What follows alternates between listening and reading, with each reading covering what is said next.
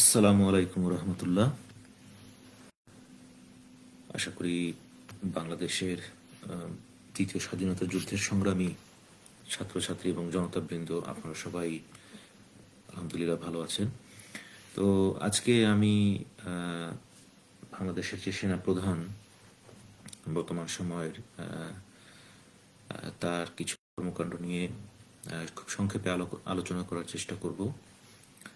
তো মূলত আপনারা ইতিমধ্যে জানেন যে গতকালকে বাংলাদেশের আন্তঃবাহিনী জনসংযোগ পরিদপ্তর সেখান থেকে একটি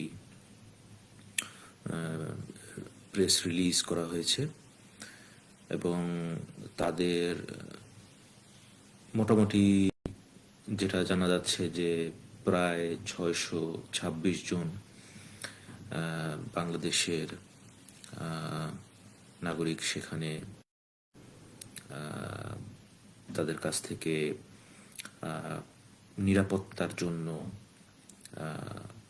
তাদের কাছে গিয়েছিলেন এবং সেখানে তারা আশ্রয় নিয়েছিলেন। তারা কোনো বৈদেশিক কোনো নাগরিকের কথা এখানে বলেননি। এটা একটা গুরুত্বপূর্ণ বিষয়।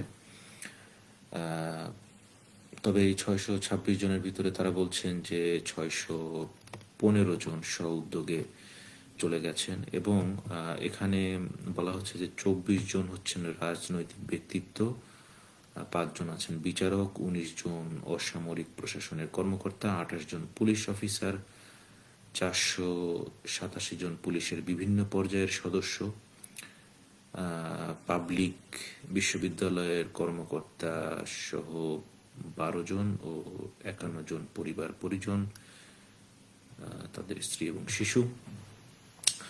তো আমরা যেটা বুঝতে পারলাম যে 51 জন হচ্ছে স্ত্রী এবং যেহেতু মহিলা এবং শিশু, তো যদি আমরা 51 জন বাদ দিই 626 জন থেকে, তাহলে আমরা দেখতে পাচ্ছি যে 575 জন কিন্তু মূলত পুরুষ। এটা আমরা বুঝতে পারছি ওনাদের কথাবার্তায়। আমরা ধারণা করে নিচ্ছি যে হয়তো 575 জন পুরুষ বা এই 575 জন এমন ব্যক্তি যারা শেখ হাসিনা পলায়নের পরে নিজেদেরকে মনে করেছিল যে তারা মানুষের মানে জনরোষের সম্মুখীন হবে এবং এর একমাত্র কারণ হচ্ছে যে তারা নিশ্চয়ই নিজেদের মধ্যে এই ভয় বা ভীতি সঞ্চার করেছিল, কারণ শেখ হাসিনা যখন ক্ষমতায় ছিল তখন তারা নিশ্চয়ই ক্ষমতার অপব্যবহার করেছেন। আদারওয়াইজ এটা তো মানে বাংলাদেশের যখন শেখ হাসিনা চলে গেলেন তখন তো সবাই ওখানে যাননি। তাহলে একটা জিনিস পরিষ্কার যে ওখানে সেই লোকগুলোই গিয়েছিল যারা ওখানে যারা মনে করেছিল যে তারা শেখ হাসিনার সময় অনেক গর্হিত অপরাধ করেছে, যেটার কারণে তাদেরকে জনরোষের সম্মুখীন হতে হবে। একটা জিনিস এখানে বলা হচ্ছে যে 615 জন তার ভিতরে পরিস্থিতি উন্নতি সাপেক্ষে তারা সেনানিবাস ত্যাগ করেন। এখন এখানে একটা প্রশ্ন হলো যে প্রথমত যে এরা মানে ব্যাকগ্রাউন্ডটা যদি আমরা এরকম দেখি যে এই ব্যক্তিগুলো তারা নিশ্চয়ই সমাজে এমন কোনো কুকর্ম করেছে তার পরিস্থিতিতে তারা ভীত সন্ত্রস্ত হয়েছে। কারণ যখন বাংলাদেশ স্বাধীন হলো, বাংলাদেশ স্বাধীন হওয়ার পরে বাংলাদেশকে যারা এতদিন পর্যন্ত পরাধীন করে রেখেছিল ওই শক্তিটাই তো ভীত সন্ত্রস্ত হবে, তাই না? এটা তো একটা কমন একটা বিষয় মানুষের মনে আসবে। তো আমি যেটা বলছিলাম যে উনি সেনাবাহিনীর প্রধান, তিনি কেন এই তামাশাটা করলেন যে এই ব্যক্তিগুলোকে তিনি সহোদ্যোগে চলে যেতে দিলেন। এখন 51 জন যে মহিলা এবং শিশু রয়েছে তাদেরকে অবশ্যই যদি তাদের বিশেষ করে মহিলা যারা আছে তাদের যদি কোনো রকমের খারাপ কাজে ইন্ধন দেওয়ার ক্ষেত্রে বা বাংলাদেশের মানুষের উপরে হত্যা অত্যাচার এগুলো করার ক্ষেত্রে তাদের যদি কোনো ইনভলভমেন্ট না থাকে, তাদেরকে তো স্ব জায়গায় তাদেরকে তো নিয়ে যাওয়া যায়। দ্বিতীয় আর একটা হলো যে এই যেই 615 জন চলে গেলেন, এই 615 জন নিজে নিজে তারা সিদ্ধান্ত নিলেন যে হ্যাঁ, পরিস্থিতির উন্নতি হয়েছে। সেনাবাহিনীর প্রধান এটা কিভাবে নিশ্চিত হলেন যে ওনারা যদি তাদের স্ব বাসায় চলে যায়, গেলে সেখানে তারা নিরাপদেই থাকবে, তাদের উপরে যে কোনো অত্যাচার হবে না? কারণ বাংলাদেশে তো আইন শৃঙ্খলা পরিস্থিতি এমন কোনো উনি উন্নত করেননি যার পরিপ্রেক্ষিতে উনি গ্যারান্টি দিতে পারবেন যে না, আপনাদের উপরে কোনো অত্যাচার বা হামলা হবে না। এটা হচ্ছে দ্বিতীয়। আর তৃতীয় হলো যে এই 615 জনের ভিতরে যদি আমরা দেখি যে একটা বিপুল সংখ্যক যারা ওখানে আশ্রয় নিয়েছিলেন, আমি আবারও বলছি যে ওখানে আশ্রয় নেওয়ার মতো লোক তারাই ছিল যারা নিজেদেরকে গত 16-17 বছর যাবৎ নিজেদের দম্ভ অত্যাচারে মানুষকে নিষ্পেষিত করেছিল এবং সাধারণ মানুষ তাদের উপরে জনরোষের কারণে আক্রান্ত তাদেরকে করতে পারে এরকম অবস্থার পরিপ্রেক্ষিতেই কিন্তু তারা ওখানে কিন্তু আশ্রয় নিয়েছিল। কারণ 18 কোটি জনগণের দেশ, 626 জন শুধু ওখানে গিয়েছে, বাকিরা তো যায়নি, তাই না? তাহলে এখন এখানে যেটা বিষয় সেটা হলো যে এই লোকগুলো যে চলে গেল, এদের বিরুদ্ধে যদি কোনো মামলা এখন হয় এবং এই লোকগুলো চলে গেল, এর মানে তো এমন না যে তারা স্ব বাসস্থানে চলে গেছে। সেনাবাহিনী কি তাদের কাছ থেকে কোনো নোট রেখেছে? সেনাবাহিনীর প্রধান যিনি বললেন যে তাদেরকে আশ্রয় দিয়েছি, আবার সৌদ্যোগে যারা চলে গেছে, তো তাদের কাছ থেকে কোনো নোট রাখা হয়েছে যে তারা কোথায় যাচ্ছে? যদি তাদের উপরে কোনো অত্যাচার করা হয় সেখানে সেনাবাহিনী কোনো তাদেরকে সহযোগিতা করবে কিনা, বা বাংলাদেশের আইন শৃঙ্খলা বাহিনী কোনো সহযোগিতা করবে কিনা? দ্বিতীয়ত, তাদের এগেইনস্টে যদি মামলা হয়, সেই মামলার ক্ষেত্রে তখন তাদেরকে আর খুঁজে পাওয়া যাবে কিনা? তো এই বিষয়গুলো বলা হচ্ছে যে সেনাবাহিনী মন্ত্রণালয়গুলোকে জানিয়েছে। মন্ত্রণালয়গুলোকে কোন পর্যায়ে জানিয়েছে এইটা কিন্তু এখানে লেখা নাই। লেখা আছে যে এক্ষেত্রে সেনাবাহিনীর পক্ষ থেকে সংশ্লিষ্ট মন্ত্রণালয়কে সকল তথ্যাদি প্রদান করা হয়েছে। প্রদান করা হয়েছে কখন? যখন চলে গেছে তখন, না যারা তখনও ওনাদের জিম্মায় ছিল তখন? তো মূলত এটা আমি যে এটা যেহেতু আমি এই ব্যাপারটা সাধারণ মানুষের ভিতরে বা সারা বাংলাদেশের মানুষের ভিতরে এটা খুবই অস্পষ্ট একটি বিষয়, এবং উনি আসলে মূলত বাংলাদেশের মানুষের সাথে তামাশা করলেন। কারণ আপনারা মনে করুন যে ঢাকা শহরের ত্রাস, সেই সম্রাট, এই সম্রাট যদি ওখানে যে উপস্থিত হয় এবং এখন যদি সম্রাট চলে যায়, তারপরে ধরুন যে আওয়ামী সরকারের যে বিভিন্ন কুখ্যাত কিছু এমপি আছে, হ্যাঁ, তো তারা যদি ওখানে যে আশ্রয় নেয় এবং এখন যদি তারা চলে যায়, এবং ধরেন আমরা তো শুধু যেই 5-7 জন ওই ডিবির হারুন, তারপরে বিপ্লব, এদের কথাই আমরা জানি, কিন্তু ওদের ঠিক নিচের লেভেলে যারা ছিল, যাদের সম্পর্কে সেনাবাহিনী প্রধান তাদের অত্যাচার নির্যাতন এগুলোর কথা যে উনি জানেন না, বা বাংলাদেশের ডিজিএফআই এই সম্পর্কে কোনো তথ্য জানে না, এই কথা যদি বাংলাদেশের মানুষকে তারা বলেন, এটা তারা হাসির পাত্র হবেন।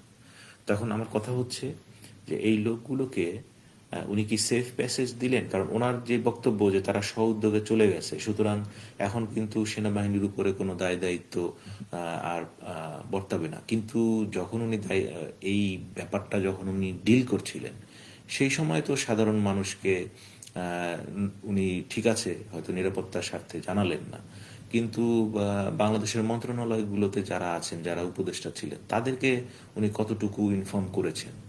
বা আমি সবচেয়ে বিশেষ করে জোর দিয়ে বলছি যে এইটা, যে যখন এই লোকগুলো ওখান থেকে সউদ্যোগে চলে যাচ্ছে, এবং এই লোকগুলোর ভিতরে থেকে যদি অনেক আসামি থাকে এবং তারা যদি ইতিমধ্যে বাংলাদেশ থেকে পালিয়ে যায়, তাদেরকে তো আর ধরা সম্ভব হচ্ছে না।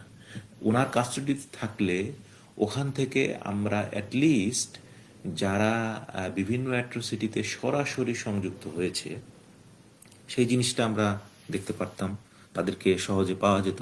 কিন্তু এখন কিন্তু আমরা এই জিনিসটা এখন যারা মূলত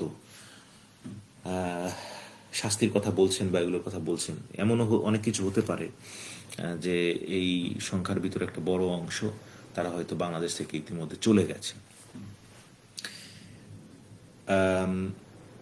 যেহেতু আইএসপিআর এর ওয়েবসাইটে নিয়ে আমি একটু ঘাটাঘাটি করছিলাম, যে আপনি দেখবেন যে ওনাদের ওয়েবসাইটে বাংলা ভাষার যেটা, সেখানে কিছু পরিবর্তন ওনারা করেছেন বাংলা ভার্সনটায়, কিন্তু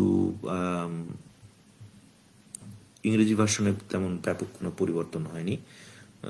এই বাংলা ভার্সনের নিচের দিকে আসলে ওই স্বৈরাচারের যেই নিউজ টিউজ ওগুলো এখনো আছে, হ্যাঁ। এবং আমি যদি আপনাদেরকে ইংলিশ নিউজটা ইংলিশ পোর্টালে নিয়ে যাই, তখন আপনারা দেখবেন যে সেটায় তারা কোনো রকমের পরিবর্তন আনেনি। তারা এই কুখ্যাত মহিলা, তার ছবি ওখানে এখনো আছে।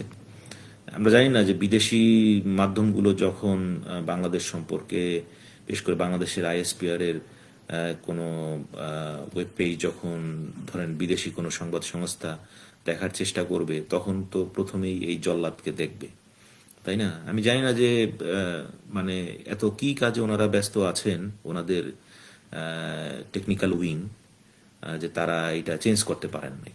তো এটাই আমি মানে জাস্ট একটু পাশাপাশি বলে রাখলাম যে বাংলাদেশে কবে কখন শেখ হাসিনা চলে গেছে সেটা আমরা জানি, কিন্তু যারা বাংলাদেশকে রিপ্রেজেন্ট করে তারা সেই জিনিসটা কতটুকু আত্মস্থ করার চেষ্টা করছে এবং স্বৈরাচারকে স্বৈরাচার হিসেবে কতটুকু মনে করে, এই ব্যাপারটা আসলে আমাদের আরেকটু বেশি করে বোঝা প্রয়োজন। যে বাংলাদেশে আমি আগে থেকেই বলেছি যে এই শেখ হাসিনার দোসর, এরা যতদিন পর্যন্ত স্বপদে বহাল থাকবে, আমরা যে মূল স্বাধীনতা যেটা চাই সেটা আদৌ পাবো কিনা সে বিষয়ে সন্দেহ আছে। আচ্ছা, আমি আর একটা বিষয় বলছি যে আপনারা দেখবেন যে এখানে ওনাদের একটা বাংলা ভিশনে একটা নিউজ যেটা করা হয়েছিল, তো ওই নিউজের কিছু অংশ আমি শোনাচ্ছি। এই আইএসপি রাজনৈতিক বিচারক, পুলিশ কর্মকর্তা সহ 626 জন সেনানিবাসে আশ্রয় নিয়েছিল। এর মধ্যে 615 জন স্ব-উদ্যোগে সেনানিবাস ছেড়েছেন। এখন আছেন 7 জন, জানিয়েছে আইএসপিআর। আজ আন্তঃবাহিনী জনসংযোগ পরিদপ্তরের আইএসপিআর এর সংবাদ বিজ্ঞপ্তিতে এই তথ্য জানানো হয়। সংবাদ বিজ্ঞপ্তিতে বলা হয়, 5 আগস্ট রাজনৈতিক পট পরিবর্তনের প্রেক্ষাপটে সারা দেশে। তো এইটাই আমি দেখালাম, যে কারণ এই একটা প্রেস রিলিজ যেটা বিভিন্ন সংবাদ সংস্থার কাছে গেছে এবং এইখানে একেবারে নাম্বার সহ তারিখ সহ এই জিনিসটা দেখালাম। এবং আপনি দেখেন যে আমাদের এই বর্তমান সেনাপ্রধান তিনি বলছেন যে পুলিশ নাকি এখনো মানে পুলিশ ট্রমার ভিতরে। আমি বুঝলাম যে পুলিশ ট্রমার ভিতরে আছে, তারা কিছু জায়গায় তাদের উপরে হামলা হয়েছে এবং এই হামলা হওয়ার পেছনে যে পুলিশের কোনো দায়িত্ব ছিল না সেটা যে মানে উনি কিভাবে বলেন যে পুলিশের ট্রমা কাটলেই সেনা সদস্যরা ব্যারাকে ফিরে যাবে। পুলিশের মধ্যে যারা জনগণের উপরে অত্যাচার করেনি এরকম অনেক পুলিশ সদস্য আছে, আপনি তাদেরকে নির্দিষ্ট যে সকল জায়গায় স্বৈরাচারের দোসররা ছিল আপনি তাদেরকে সরাসরি অব্যাহতি না দিয়ে শুধু বদলি করে ময়মনসিংহ থেকে ঢাকা, ঢাকা থেকে ময়মনসিংহ, এইভাবে আপনি শুধু বদলি করে আপনি এই ধরনের রিশাফল যদি আমাদের সরকার করে, তো সেই রিশাফলগুলো করার ফলে কিন্তু মূলত যারা স্বৈরাচারের মানে পুলিশের ভিতরে যারা স্বৈরাচারের নির্যাতন, নিষ্পেষণ এবং পদোন্নতি এগুলোর তাদের উপরে মানে স্বৈরাচারের অত্যাচারের খড়গ তাদের উপরে চালানো হয়েছিল। তারা নির্দিষ্ট সময় কোনো পদোন্নতি পাননি, তাদেরকে বছরের পর বছর এমনভাবে মানে চাপিয়ে রাখা হয়েছে। তারা মানে একজন পুলিশ সদস্য তার ক্যারিয়ারকে নিয়ে তো অবশ্যই চিন্তা করবেন, কিন্তু মানে শুধুমাত্র ভিন্ন রাজনৈতিক মতাদর্শ থাকার কারণে, অথবা কোনো রাজনৈতিক মতাদর্শ হয়তো তাদের নেই, তারা শুধু নিরপেক্ষভাবে কাজ করতে চেয়েছেন, শুধুমাত্র তারা আওয়ামী লীগের পক্ষে কাজ করেননি বলে তাদেরকে তো রাখা হয়নি। তাদেরকে অনেকে চাকরিচ্যুত করা হয়েছে এবং মানে অকালেই তাদেরকে অবসর দেওয়া হয়েছে। এই লোকগুলোকে আপনারা খুঁজে বের করতে পারলেন না। না পারলেন স্বরাষ্ট্র উপদেষ্টা, না পারলেন আপনি তো স্বরাষ্ট্র উপদেষ্টাকে, সেনাবাহিনীর প্রধান, আপনি নিজে তো মানে একেবারে শুরু থেকেই সহযোগিতা করে আসছেন। আপনারা বলছেন যে আইন শৃঙ্খলা ঠিক মতো হলে, ভালো হলে আপনারা ব্যারাকে ফিরে যাবেন। তো এই যে যারা ট্রমার ভিতরে আছে, আপনি কি একটা জিনিস চিন্তা করেছেন যে এই লোকগুলো 25শে আগস্টে কিন্তু 5ই আগস্টের দুপুর পর্যন্ত কিন্তু তারা ট্রমার ভিতরে ছিল না। তারা কেমন ছিল সেগুলো আপনারা একটু দেখেন। তারা ছিল এমন, এই পুলিশ সদস্যগুলো এমন ছিল, দেখুন।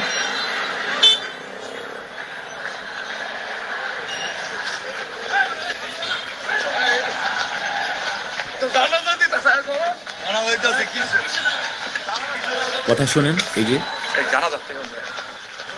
জানাজা দিতেছিল। এই যে দেখেন, আপনি এই পুলিশ সদস্যকে আমরা কি খুঁজে বের করেছি?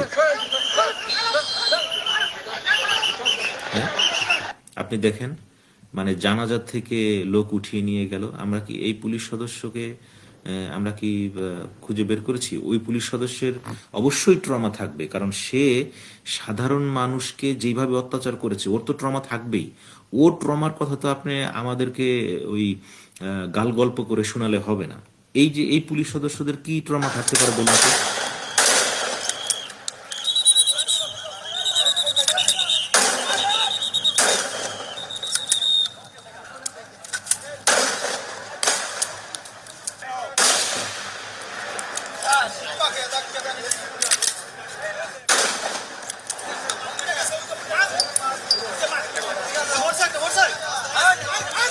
আপনি দেখেন যে ওখানে মরছে, আবার ও গুলি করে বলতেছে যে হ্যাঁ মেরেছি, আবার ওকে পিছন থেকে আপনার বাহবা দিচ্ছে, মানে পিঠে হাত চাপড়িয়ে।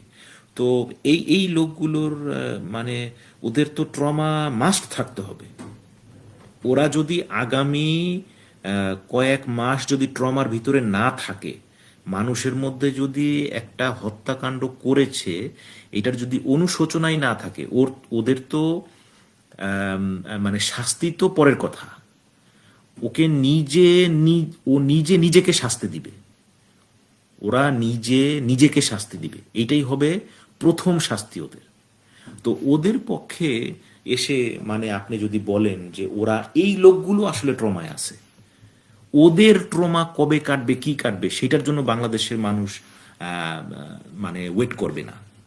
বাংলাদেশে এত বিশাল সংখ্যক পুলিশ সদস্য, এই সবার মানে একটা বড় একটা সংখ্যা যেটা স্বৈরাচারকে সহযোগিতা করেছে, কিন্তু তার বাইরে যারা, এবং আপনি এইটা আমাদেরকে বললে হবে না যে বাংলাদেশে যত সংখ্যক মানে প্রত্যেকজন, আমি মানে সম্পূর্ণ সংখ্যা, বাংলাদেশের পুলিশের সম্পূর্ণ সংখ্যা এটা আমি জানি না, কিন্তু আমি মানে উদাহরণস্বরূপ ধরে নিলাম যে বাংলাদেশে যদি 1 লক্ষ পুলিশ সদস্য থাকে, আমি আবারও বলছি এটা জাস্ট আমি উদাহরণস্বরূপ ধরে নিচ্ছি, যে 1 লক্ষ পুলিশ সদস্য যদি থাকে, এর মধ্যে হয়তো 60,000 পুলিশ সদস্য সম্পূর্ণরূপে আওয়ামী লীগের গোলামি করেছে, এবং গোলামি করেছে এরকম না যে সে চাপে পড়ে করেছে, অনেকে স্বপ্রণোদিতই হয়ে হয়তো করেছে, তাই না?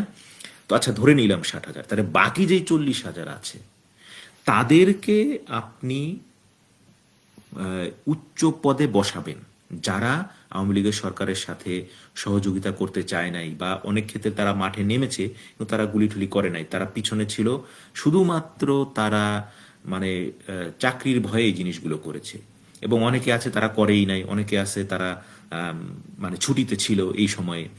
তো এই যে তাদেরকে জোর করে আবার আনা হয়েছে, তো এই যে এই টাইপের লোকগুলো আপনি যদি আমাদেরকে বলেন যে না ওনাদের ব্যাকগ্রাউন্ড সম্পর্কে কোনো ইনফরমেশন নাই, এইটা হাস্যকর কথা হবে। বাংলাদেশের মানে আপনারা যেই প্রতিষ্ঠান বাংলাদেশ সেনাবাহিনী এবং এর ভিতরে যত ইন্টেলিজেন্স আছে আপনারা সবার খবর জানেন। আপনারা বাংলাদেশের ইভেন কোন এলাকায় কোনো একটা প্রত্যন্ত অঞ্চলের একটি ইউনিয়নের যতগুলো মেম্বার আছে মেম্বারের পুরা ডিটেলসও আপনারা জানেন। সুতরাং এই হাস্যরস কথা আপনারা বলবেন না যে ওরা ট্রমার ভিতরে আছে, ওরা যখন আর একটু ভালো হবে তখন আমরা চলে যাব। যারা ট্রমার মধ্যে আছে ওরা হচ্ছে মূলত অপরাধী, ওই লোকগুলো ট্রমার ভিতরে নাই যারা কখনো অপরাধ করে নাই। সুতরাং আপনার দায়িত্ব কি এই লোকগুলোকে, যারা বাংলাদেশকে মূলত এই পুলিশে চাকরি করেছে ঠিকই কিন্তু তারা কখনোই ওই আওয়ামী লীগের দালালি করে নাই, বা শুধুমাত্র রাস্তায় তারা এসেছে কিন্তু গুলি করে নাই, এই করে নাই, সেই করে নাই, এগুলো অনেক তথ্য আপনাদের কাছেই আছে। আজকে যদি শেখ হাসিনা সরকার না পড়তো এই পুলিশের ভিতর থেকেই আপনারা অনেককে আপনারা ইয়ে করতেন, অ্যারেস্ট করতেন। এটা সেনাবাহিনীর ভিতরেও আপনারা করতেন, এটা এই নৌবাহিনীর ভিতরেও আপনারা করতেন। নৌবাহিনীর একজন অফিসার তো তিনি তো ভিডিওতে এসে তিনি বলেছেন, পুলিশের আমি দেখেছি কয়েকজন যে তারা এসেছেন বলেছেন যে আমরা চাকরি করব না, আমরা ছেড়ে দিলাম, কারণ এইটা আমরা মেনে নিতে পারছি না। তো যারা অত্যাচারের পক্ষে না তাদেরকে আপনি দায়িত্ব দেন, যারা অত্যাচার করেছে ওরা ট্রমার ভিতরেই থাকবে এবং ওইটাই তো ওদের প্রথম শাস্তি, যে ওরা ট্রমা থাকবে, ওদেরকে সেকেন্ড কোনো অপশন দেওয়া হবে না, ওদেরকে মাসের পর মাস ট্রমায় রাখা হবে।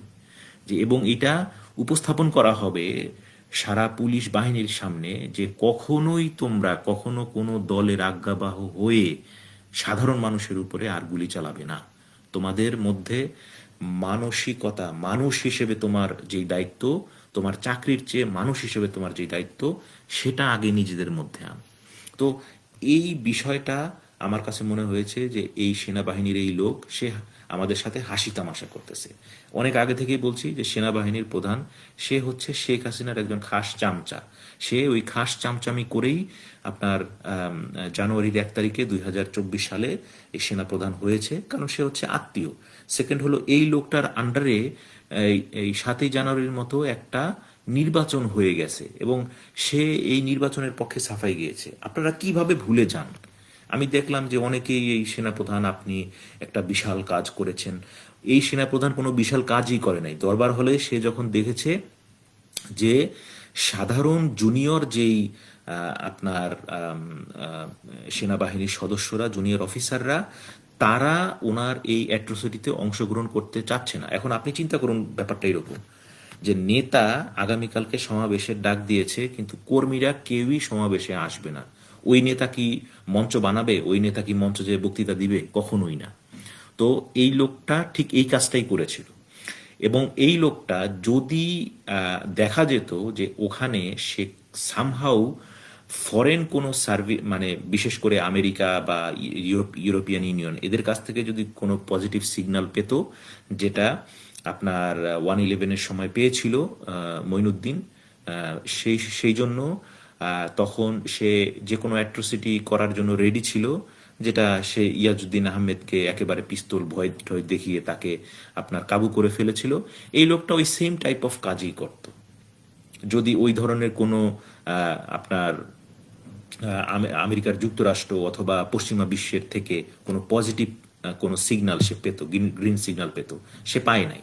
এবং সে যেটা দেখেছে যে তার জুনিয়র অফিসাররা তাকে সহযোগিতা করছে না, সে বিদেশের শুধুমাত্র ভারত ছাড়া আর কারো এরকম কোনো সহযোগিতা পাচ্ছে না, সবাই ধরি মাছ নাচুই পানি টাইপের, তখন সে আসলে নিরুপায় হয়ে এই কাজটা করেছে। সুতরাং আপনারা এমনভাবে তাকে এত প্রেইজ করার কিছু নাই। যেই লোক এই যে এতগুলো মামলার আসামি যাদেরকে এখন হয়তো আপনারা খুঁজেই পাবেন না, এই একটা বিশাল সংখ্যক তাদেরকে পালিয়ে যেতে দিয়েছে। আপনার এই ভিডিওটা দেখেন, আপনার এই ভিডিওটা দেখেন, দেখেন এই 5ই লোকটা। আগস্ট সকালে শেখ হাসিনার পতনের আগে হত্যাযজ্ঞ শুরু করে পুলিশ।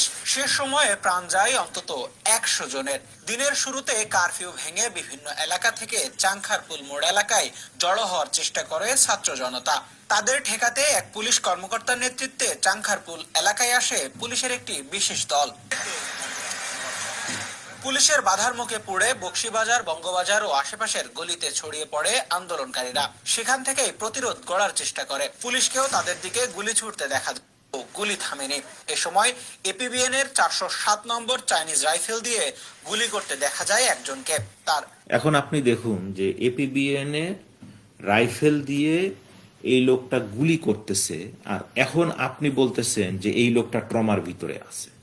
কারণ এই টাইপের লোকগুলোই তো ওখানে যে আশ্রয় নিয়েছে, তাই না? আর ওদের মতো সেম অ্যাট্রোসিটি করেছে যারা অনেকে দেখা গেছে যে হয়তো বর্ডার পার হয়ে গেছে, অথবা তারা দেখা গেছে যে, কারণ এগুলো তো ঢাকার দৃশ্য, আমরা তো অন্যান্য এলাকার কোনো দৃশ্য ওইরকম পাই না, এবং মিডিয়ার কাছে যেহেতু ওই ধরনের ফুটেজ নাই, তো এরকমও দেখা গেছে যে হয়তো দেখা গেছে যে কুমিল্লার কোনো প্রত্যন্ত অঞ্চলেও অ্যাট্রোসিটি করা হয়েছে, কিন্তু ওখানকার কোনো ফুটেজ নাই, সেই জন্য ওদেরকে ধরা যাচ্ছে না। তো তাহলে এই যে আমি যেটা বলছিলাম যে ওরা ট্রমার মধ্যে আছে, তারপরে আপনি এতগুলো লোককে ছেড়ে দিলেন, তাদেরকে যেতে দিলেন।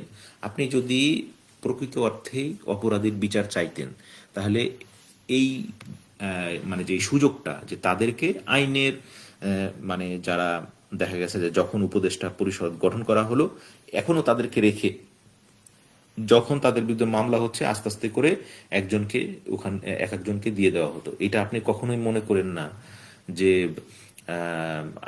আইনমন্ত্রী আনিসুল হক বা স্বরাষ্ট্রমন্ত্রী তৎকালীন এই সকল লোকজন নিষ্পাপ, এটা কখনোই আপনি মনে করেন না। সুতরাং তাদেরকে যদি আপনি সেভ করার জন্য এই কাজটা করে থাকেন, ভবিষ্যতে আপনাকেও এর জন্য জবাবদিহি করতে হবে। সাধারণ মানুষের মধ্যে এখন একটা প্রশ্ন যে এই লোকগুলোকে কেনই বা ওখানে থেকে ছেড়ে দেওয়া হলো, আর কেনই উনি পুলিশকে এখনো আমাদের বর্তমান যেই স্বরাষ্ট্র উপদেষ্টা আছে, আপনার তার সম্পর্কেও জানেন যে গতকালকে কনক সরার ভাইয়ের যেই অনুষ্ঠান হয়েছে, সেখানে প্রাক্তন সেনাবাহিনীর সদস্য তিনি কিন্তু বলছেন যে বর্তমান যে স্বরাষ্ট্র উপদেষ্টা সে তাদেরকে অনেক বুঝিয়ে শুনিয়ে তাদের কাছ থেকে যত আলামত ছিল সব আলামত কিন্তু তার কাছে দিয়ে দেওয়া হয়েছে, এবং উনি খুব দ্ব্যর্থহীন ভাষায় বলেছেন যে সম্ভবত ওনার কাছে ওই আলামতগুলি আর নাই, সেগুলো সব নষ্ট করে দেওয়া হয়েছে। 57 জন অফিসার, আপনি যেই তাপসকে ওখানে থাকতে দিয়েছেন, হয়তো আপনি হয়তো জানেন যে নানককে ওখানে থাকতে দিয়েছেন, আপনি জানেন যে এই লোকগুলো আপনারই 57 জন অফিসার, আপনারই ভাই, তাদেরকে হত্যা করেছে, তাদের স্ত্রী, তাদের পরিজনদেরকে অসম্মান করেছে। আপনি তাদেরকে সেখান থেকে একটা সেফ এক্সিট দিয়ে দিলেন। তো এই তামাশা জাতির জনগণের সাথে এরা করছে। আমি বাংলাদেশে এখন আমি যে দুইটা অনুরোধ বর্তমানে করতে চাই, সেটা হচ্ছে যে বাংলাদেশের সেনা, নৌ, বিমান 3 জনকেই এখানে অব্যাহতি দিয়ে পরিবর্তন করে নতুন নিরপেক্ষ এবং যে কোনো দলদাস না এরকম লোক এখানে আছে যারা কোনো দলকানা হয়ে কাজ করবে না, ওই লোকগুলোকে দরকার হলে বিশেষ বিবেচনায় প্রমোশন দিয়ে তাদেরকে ওখানে আনেন। কারণ এখানে আমরা জাজ করতে পারবো যে এই লোকগুলো যেহেতু নিরপেক্ষভাবে কাজ করতে চেয়েছে, তাদেরকে অনেক দিন যাবৎ পিছনে রাখা হয়েছে, তাদেরকে ডিঙিয়ে ডিঙিয়ে এই ধরনের স্বৈরাচারের সহযোগীকে উপরের দিকে নিয়ে আসা হয়েছে। এই জিনিসটা আমরা জাস্টিফাই করতে পারবো, এটা আপনাদের কাছে এটা সম্ভব, এবং সেই জন্য বাংলাদেশে এই 3 জনকে অব্যাহতি দেওয়া এবং বাংলাদেশে বর্তমান যে প্রধান উপদেষ্টা আছেন তাকে অতি সত্বর রাষ্ট্রপতি হতে হবে। কারণ আপনি এই নাটক এগুলো পর্যায়ক্রমে একটার পর একটা দেখতেই থাকবে। শেখ হাসিনা তার স্বৈরাচার বাহিনী তারা নাটক করতে অভ্যস্ত বাংলাদেশে, এই গুমের নাটক, তারপরে জঙ্গি নাটক, আপনারা এগুলো দেখতে দেখতে অভ্যস্ত। সুতরাং তারা ওই সেম সেট আপ এখনো আছে, সেম সেট আপ সেই নাটকগুলোই করতে থাকবে। এবং আমি সবার কাছে অনুরোধ করি যে বাংলাদেশের যারা ছাত্র জনতা যারা আছেন, আপনারা এখনো মাঠ ছেড়ে যেন না।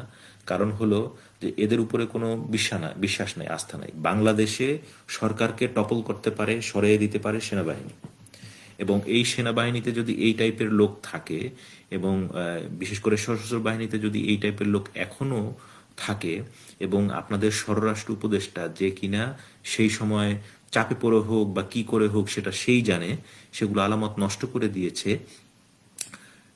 এদের উপরে আসলে বিশেষ করে এই টাইপের লোকের উপরে আমার মনে হয় না আমরা 100% কোনো ভরসা রাখতে পারি। সেই জন্য এদের এখানে যতদিন না পর্যন্ত একজন নিরপেক্ষ লোক আসবে যে কিনা আমাদেরকে একটা অ্যাটলিস্ট তাদের ব্যাকগ্রাউন্ড দেখলে বোঝা যাবে যে তারা মানে প্রতিবেশী দেশের কোনো পারপাস সার্ভ করবে না এবং বাংলাদেশের জনগণের সাথে বিট্রে করবে না, এরকম লোকগুলোকে এখানে আনতে হবে। এবং কিছু কিছু জিনিস একটু দ্রুত করতে হয়। যেরকম ধরেন যে আপনারা যে এই যে উপদেষ্টা মণ্ডলী ঘোষণা করেছেন, আপনারা দ্রুত করেন নাই। আপনারা কি সময় চেয়েছেন? আপনারা কি সময় চেয়েছেন যে আমাদেরকে 2 মাস সময় দেওয়া হোক, আমরা সবাই ব্যাকগ্রাউন্ড চেক করি, এই করি সেই করি? না, আপনারা দ্রুত করেছেন। কারণ ওইখানে হচ্ছে আপনার ভ্যাকুয়াম সৃষ্টি হয়েছে বাংলাদেশে, তাই না? যে কে কোন দায়িত্ব, মানে কে, মানে রাষ্ট্র কিভাবে চলবে সেটার ভ্যাকুয়ামটা হয়েছে।